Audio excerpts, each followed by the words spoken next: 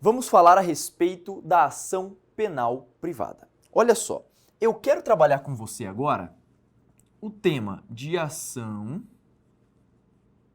penal privada, doutor. Certamente você já viu a questão das condições gerais da ação, a questão da ação penal pública e agora é hora de nós trabalharmos em cima da ação penal de natureza privada. É isso que eu quero que você guarde aí, primeiramente, no seu conteúdo. Show! Ação penal privada. Doutor, para estabelecer um conceito um pouco mais técnico do que vem a ser a tal da ação penal privada, eu gostaria muito, mas muito mesmo, que você tomasse o seguinte cuidado. Estabelecendo primeiro um conceito. Olha só. Conceito de ação penal privada. Doutor, a ação penal privada, perceba, a ação penal privada é nada mais do que aquela ação penal titularizada pelo querelante. A ação penal privada é aquela ação cujo titular venha a ser quem presta a inicial, que vai ser a queixa-crime.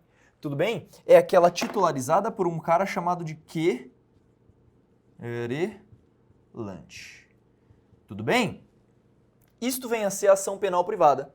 E aí, como de praxe nós podemos estabelecer para você aqui, a petição inicial, a inicial é chamada de queixa-crime, doutor. Queixa-crime.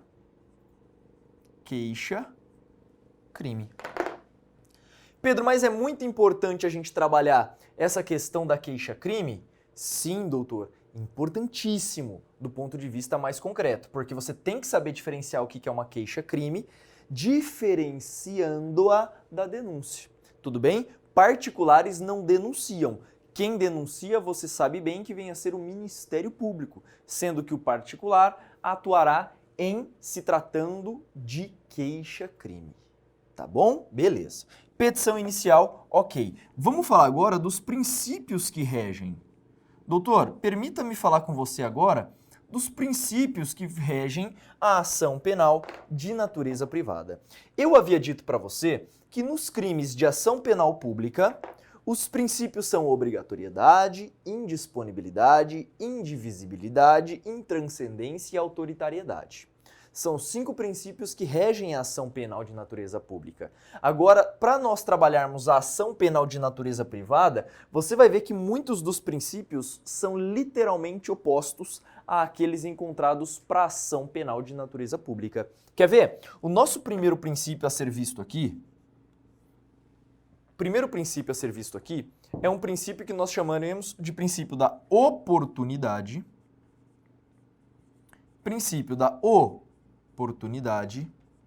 chamado também de princípio da faculdade. Perceba.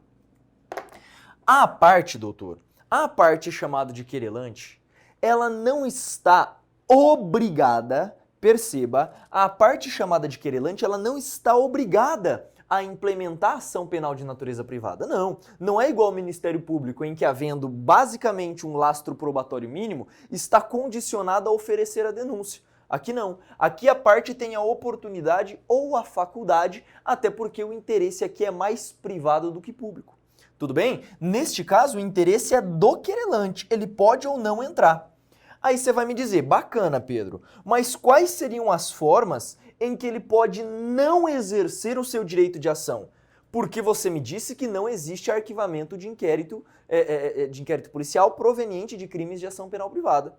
Crimes de ação penal privada não se arquivam, doutores. Olha que ponto importante. E aqui o que você vai fazer, portanto? Ó, aqui, portanto, olha que legal, existem 2 formas do querelante abrir mão do seu direito de ação.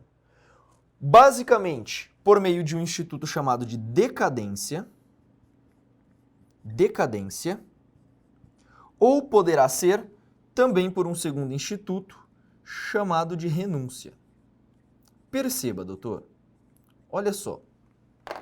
Pedro, o que é a decadência? A decadência é o estado que eu estou estudando e nunca passo? Cara, é quase isso. Mas a decadência propriamente dita aqui em processo penal, perceba, esta decadência é nada mais do que o passar de um prazo.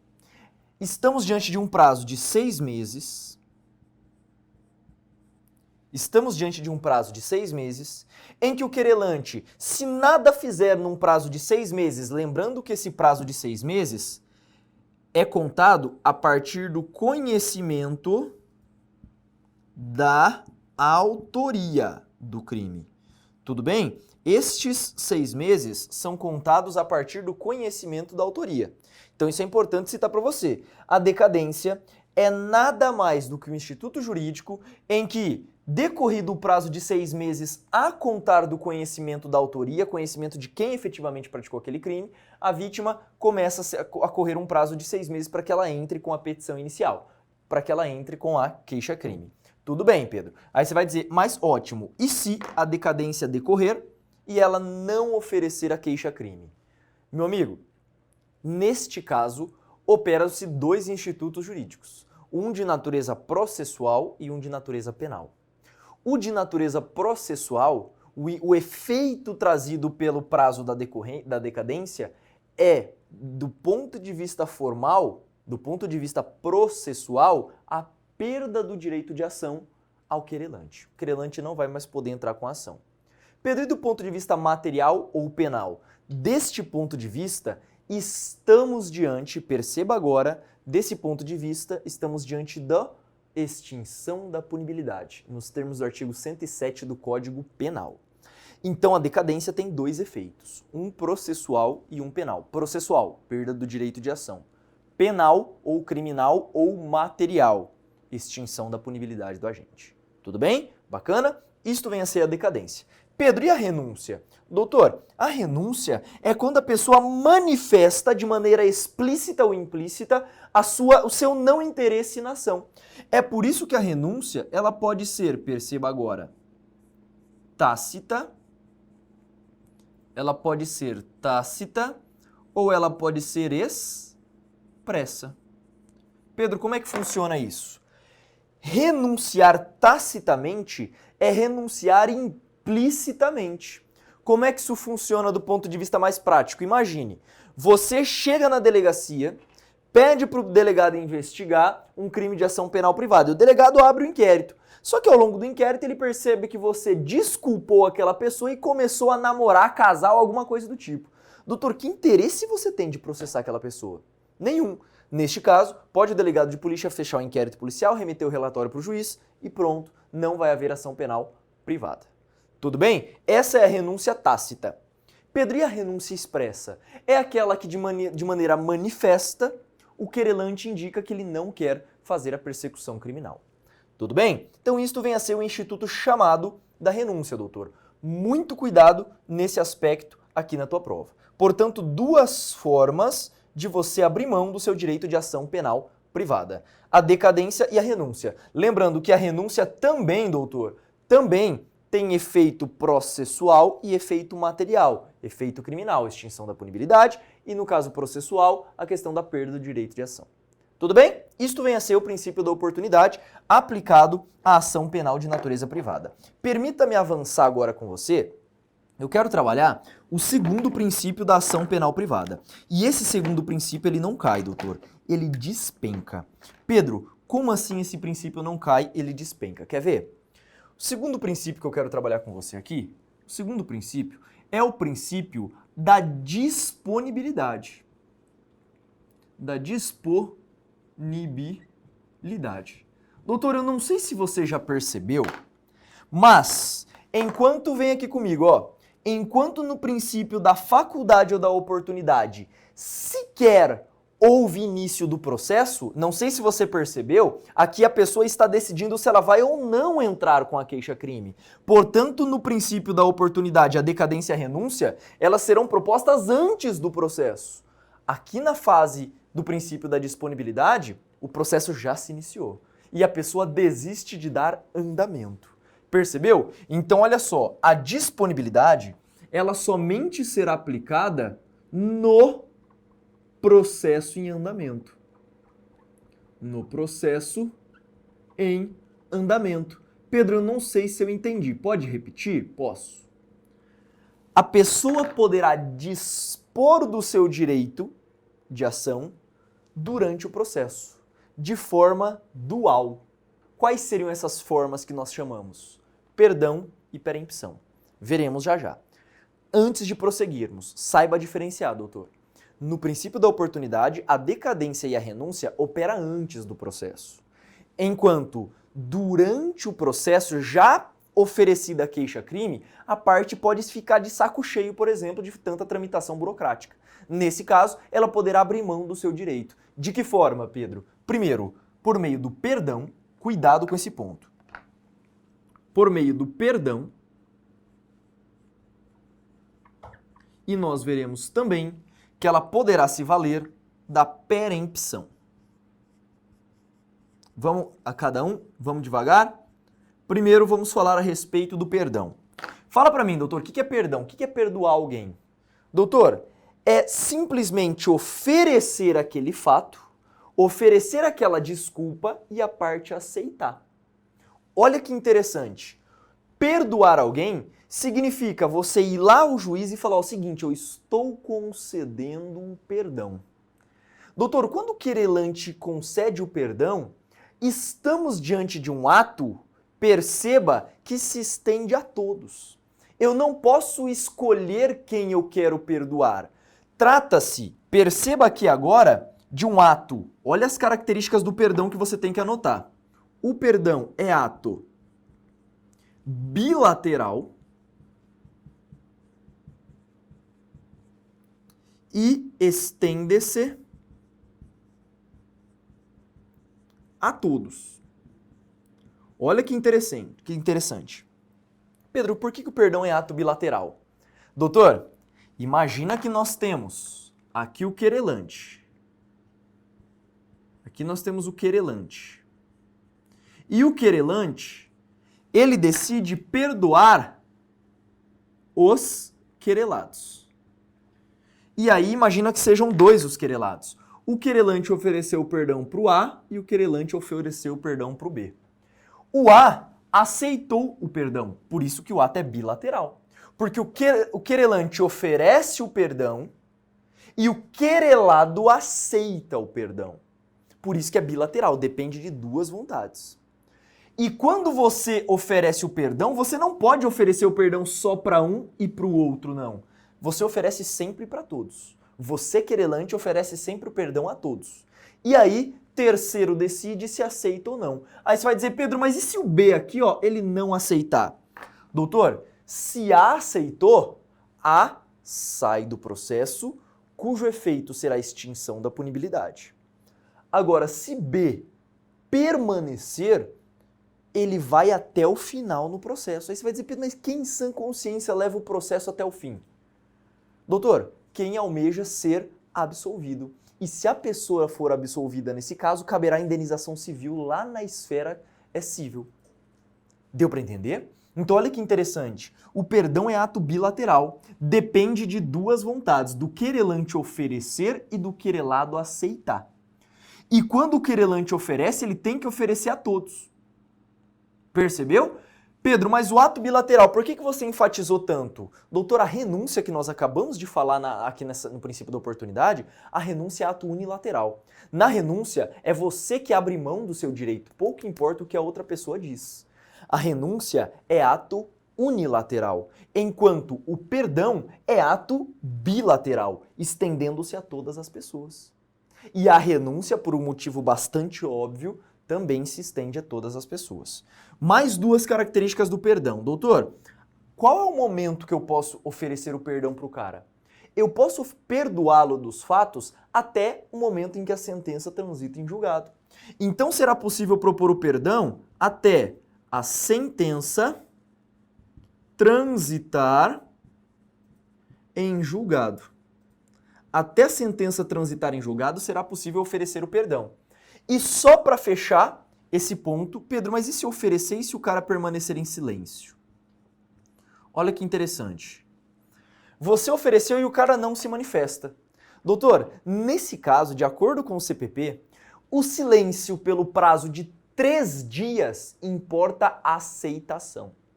É como se a lei dissesse, doutores, quem cala por 3 dias, consente.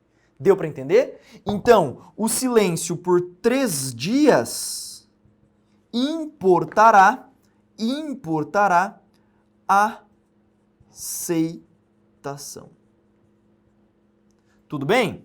Então, o silêncio por 3 dias importará aceitação. 4 características muito importantes do perdão.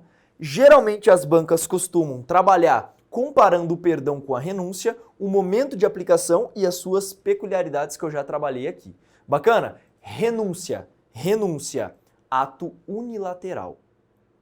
Perdão, ato bilateral. Tudo bem? Tanto a renúncia quanto o perdão se estende a todos. Bacana foi, né? E a perempção, Pedro? Que porra que é a tal da perempção? Doutor, você encontra a perempção lá no artigo 60 do CPP, não é? Lá no artigo 60 você acaba encontrando a perempção. E perempção é sinônimo de desídia, descaso.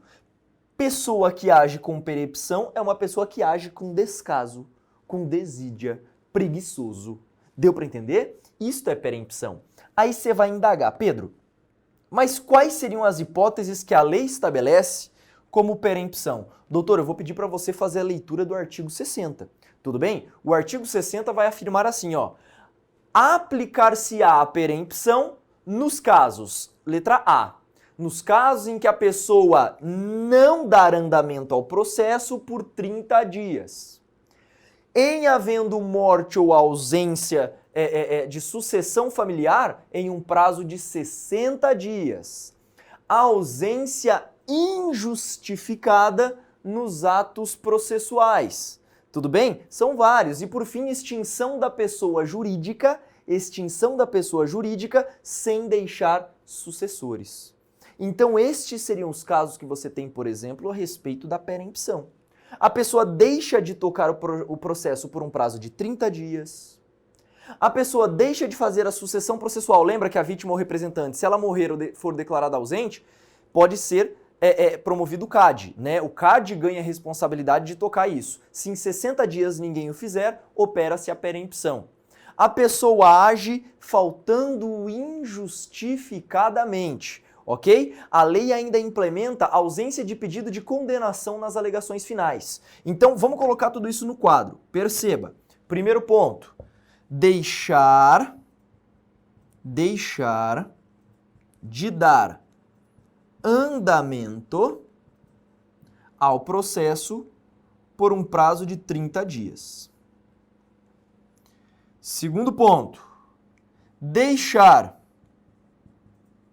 de suceder, fazer a sucessão processual para o CAD, lembra que é o CAD, tudo bem?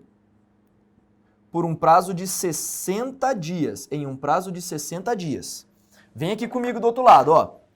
Terceira hipótese, ausência injustificada nos atos do processo.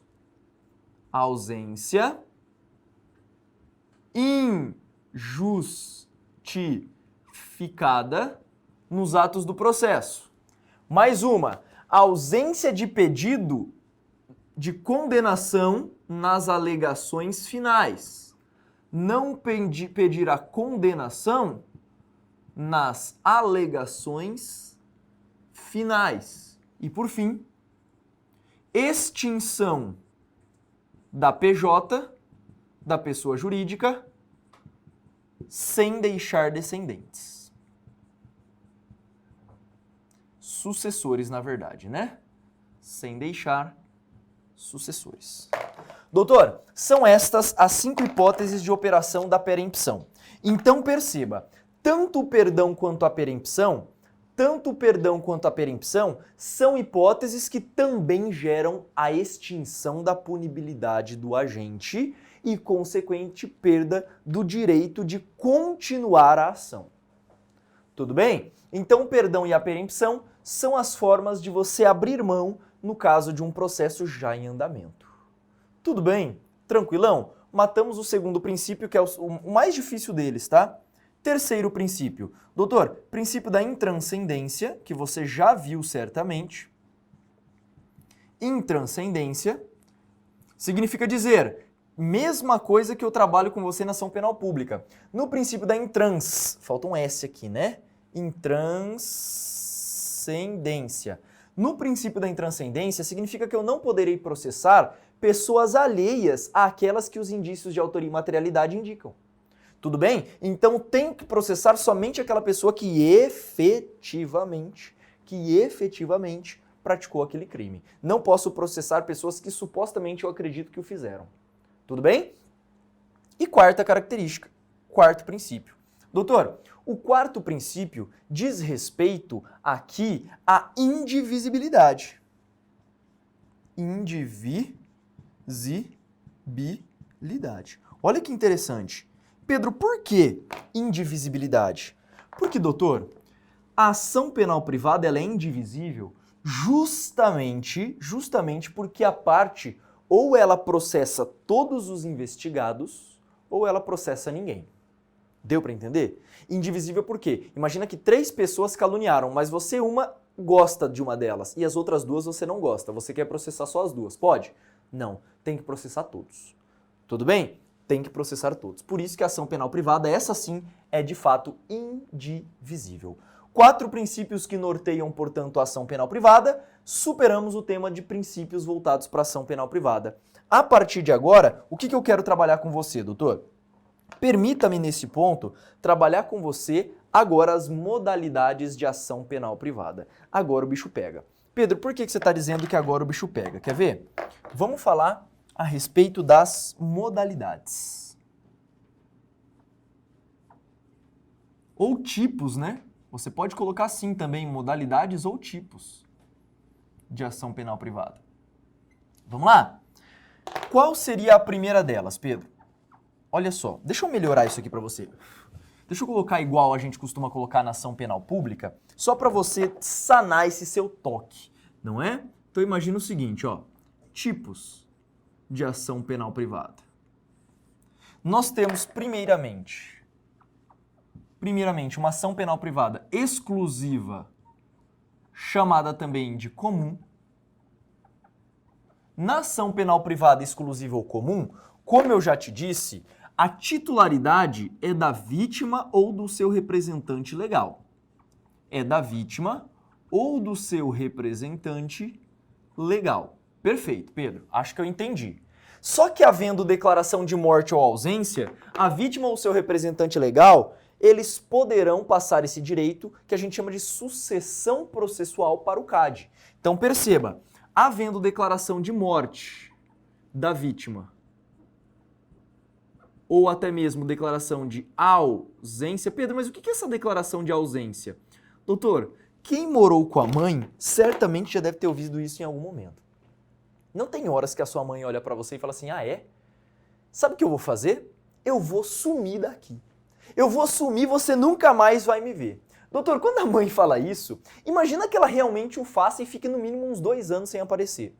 Você, diante desses fatos, se ela não for vista em nenhum lugar, você pode pedir para o juiz uma declaração de ausência. Esse juiz permitirá que você exerça o seu direito de herança na administração dos bens que serão herdados para você. Percebeu? Isso é uma declaração de ausência. Então, morte e ausência significa isso daqui.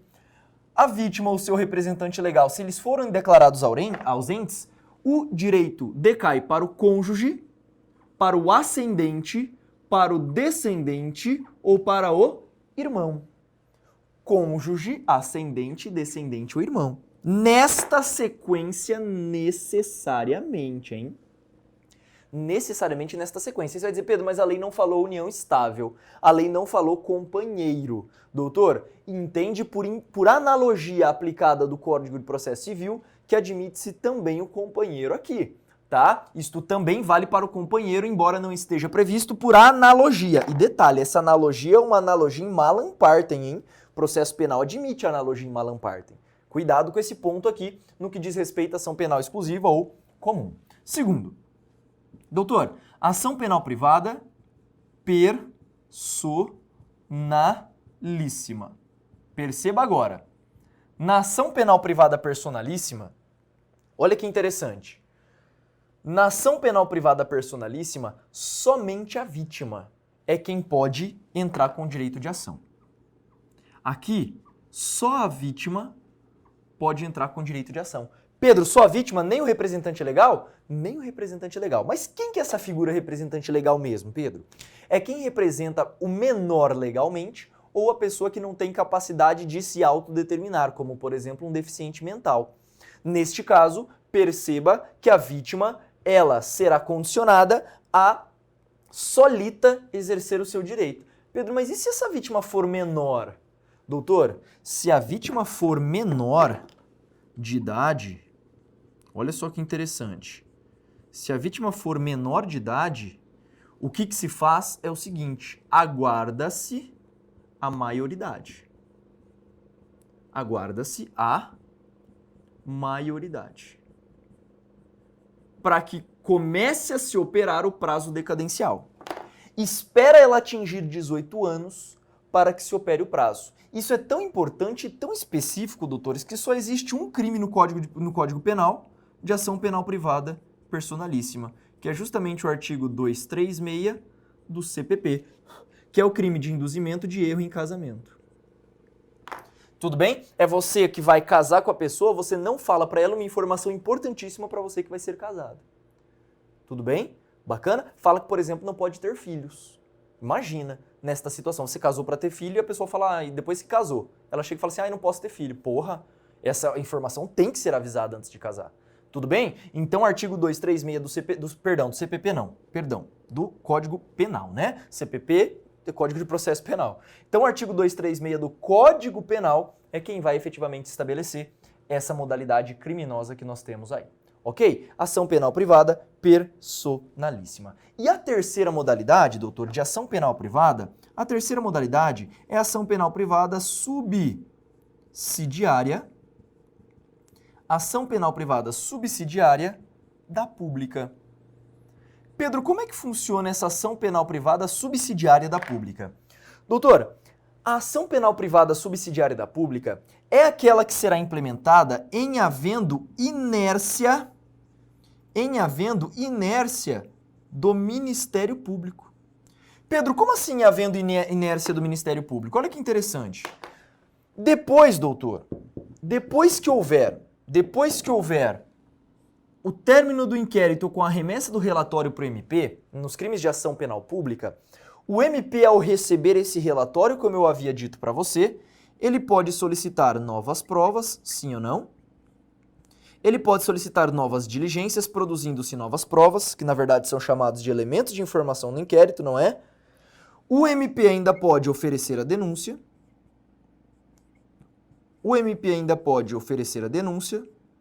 Ou até mesmo o MP poderá, em terceira mão, ordenar o arquivamento. Sim ou não? Sim. Olha só, imagina o seguinte. O MP, ele tem prazos para fazer isso daqui. E dentro do prazo, ele não faz nenhuma dessas coisas. Pedro, mas quais são esses prazos? Vem comigo. Quer ver só? Olha os prazos que o MP terá para atuar aqui, ó. Prazos do MP. Prazo. Prazos para ação do Ministério Público. O MP, doutor, se o investigado estiver preso, o MP terá um total de 5 dias para atuar, para fazer qualquer uma dessas 3 ações que eu passei para você. E se o investigado estiver solto, o MP terá 15 dias para atuar. Onde eu quero chegar? Doutor, passaram-se 5 dias e o MP não ofereceu a denúncia, nem solicitou novas diligências e sequer expressou-se pelo arquivamento. No sexto dia, nasce para a pessoa o direito de entrar com a ação penal privada subsidiária da pública. Percebeu? No sexto dia. E se o cara estiver solto, no 16º dia. O particular pode entrar com a queixa-crime substitutiva, da denúncia, para que efetivamente seja pleiteado o seu direito de ação. Percebeu? O MP se mostrou inerte durante esses prazos. A partir do 6º ou do 16º dia, nasce para o particular o direito de entrar com a queixa-crime substitutiva. A parte propõe, só que você tem que tomar cuidado. Esse prazo do MP, nós falamos que esse prazo ele é impróprio. Pedro, por que esse prazo do MP é impróprio? Imagina, passaram-se 20 dias e o MP nada fez. Só que a vítima também não entrou com ação penal privada. Ainda assim o MP pode entrar com a denúncia no caso de ação penal pública? Sim. Esse prazo, ele não faz com que o MP, depois de decorrido, perda o seu direito de ação. Ok? Agora, se a vítima já tiver proposto a queixa-crime, aí o MP caberá apenas acompanhar o processo. Tudo bem? Olha que interessante então. Por que esse prazo é impróprio, Pedro? Porque exaurido esses prazos, 5 ou 15 dias, se a vítima ainda assim não entrar com a queixa-crime substitutiva, o MP ainda assim tem direito de entrar com a ação penal pública. Tudo bem? Cuidado com esse ponto aqui. Então funciona assim, ó. O MP, vou fazer para você um desenho agora, ó. O Ministério Público, ele tem um prazo ou de 5 dias, você já viu comigo, ou de 15 dias para atuar. Pedro, decorrido esse prazo, o MP nada fez. O que a vítima fez? Ela entrou com a queixa-crime substitutiva. Olha que interessante. O MP nada fez, em um prazo de 5 ou de 15 dias, a depender da condição do investigado. A vítima foi lá e propôs a queixa-crime substitutiva. Doutor, a partir desse momento, quem vai tocar todo o processo é o quê? É o particular. Quem vai tocar todo esse processo é uma figura chamada de querelante. Mas olha que interessante. O MP, ele é o titular originário do direito de ação, porque a ação penal é de natureza pública. Mas, neste caso, por mais que não seja diretamente o MP quem toca a ação, o MP ele poderá funcionar, perceba aqui, como assistente. O MP permanece aqui paralelo ao querelante, funcionando com assistente litisconsorcial. Ou seja, assistente litisconsorcial. Significa dizer que o MP ele vai tocando a ação junto com o querelante. Funciona assim. Pedro, a queixa-crime substitutiva foi fraca. O que pode o MP propor? O MP pode ir lá e melhorar a queixa-crime. Pedro, mas terminou uma fase recursal e o querelante fez um recurso fraco. O MP pode ir lá e reforçar o recurso ou até mesmo retirar o recurso do querelante e oferecer um novo no lugar. Pedro, o MP quer produzir provas e inquirir testemunhas. Ele pode? Pode, ele pode fazer tudo. E havendo negligência em último caso do querelante, eu vou colocar assim para você, ó. Havendo negligência do querelante, o MP oferecerá agora sim a denúncia substitutiva. Denúncia substitutiva. Bacana? Então olha que interessante. Não havendo movimentação do MP, o querelante vai propor a queixa-crime substitutiva e vai tocar o processo. Só que o MP não fica inerte, doutor. O MP é o titular originário do direito de ação. Esse MP ele pode fazer um monte de coisa. Recomendo que você leia, nesse caso aqui, as coisas que o MP pode fazer dentro do artigo 29 do CPP. O MP ele pode fazer tudo isso elencado no artigo 29. Ele pode entrar com recurso, ele pode inquirir testemunha, ele pode substituir, por exemplo, a queixa-crime substitutiva, caso haja negligência da parte do querelante, oferecendo aí nesse caso e retomando a ação com a denúncia substitutiva. Tudo bem? Bacana? Então o MP, nesse caso, retomaria a ação com a denúncia substitutiva e voltaria a ser o titular. Só que você tem que tomar cuidado, doutor. Na ação penal privada subsidiária, imagina, é o querelante que está tocando. Pedro, mas se o querelante mostrar descaso, haverá extinção da punibilidade do agente? Aí não, doutor. Aí a ação é retomada para o MP. Perceba que o Instituto do Perdão e da Perempção, eles não têm efeitos concretos na ação penal privada subsidiária. Até porque a ação originária, a ação que deu origem à ação penal privada subsidiária, ela é de natureza pública. Percebeu? Neste caso, estamos, portanto, diante de um dos tópicos mais difíceis da prova que é o tópico de ação penal privada subsidiária da pública. Você percebeu que no Brasil existe a figura do assistente litisconsorcial em direito criminal? É esse caso aqui em que o MP funciona junto com o querelante, paralelo no processo, acompanhando todas as etapas que vão ocorrendo ao longo das fases. Doutor, assim nós finalizamos finalmente o tema de ação penal. Bacana? Ação penal privada é geralmente o último tema que nós costumamos trabalhar e é assim que está finalizado tudo aquilo que você pode ver voltado ao tema de ação penal privada.